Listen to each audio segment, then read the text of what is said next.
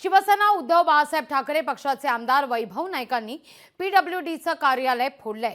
वैभव नाईकांनी मालवणमधील पीडब्ल्यूडीचं कार्यालय फोडलेलं आहे। शिवरायांचा पुतळा पडल्यानं आमदार वैभव नाईक आक्रमक झालेले आहेत। संतप्त शिवप्रेमींकडून कार्यालयाची तोडफोड करत तीव्र निषेध व्यक्त करण्यात आलेला आहे।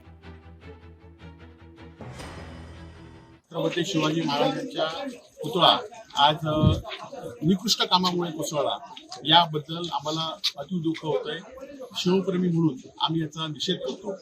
खरं तर गेल्या 6 महिन्यापूर्वी कोट्यवधी रुपये खर्च करून हा पुतळा या ठिकाणी उभारण्यात आला आणि त्यावेळी इथल्या स्थानिक लोकांनी सुद्धा त्यावेळी पुतळ्याच्या कामासंदर्भात तक्रार केल्या होत्या, वृत्तपत्रात सुद्धा आल्या होत्या, म्हणून त्याकडे पद्धतशीरपणे दुर्लक्ष केलं आणि जे विरोध करतायत ते आपल्या विरोधात असा त्यांनी समज करून घेतला।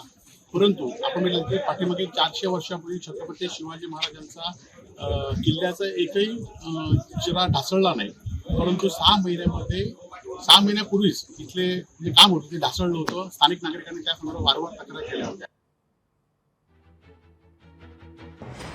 आपण पाहतोय या सगळ्या संदर्भात वैभव नाईक हे आक्रमक झालेले आहेत आणि पीडब्ल्यूडीचं कार्यालय देखील या ठिकाणी फोडण्यात आलेलं आहे। छत्रपती शिवाजी महाराजांचा 35 फुटी पुतळा या ठिकाणी कोसळल्यानंतर वातावरण सध्या तापल्याचं पाहायला मिळत आहे।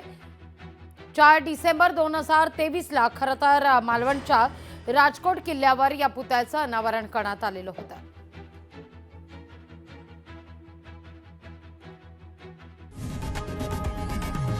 लोकशाही मराठी ऐका, पहा, जागरूक रहा।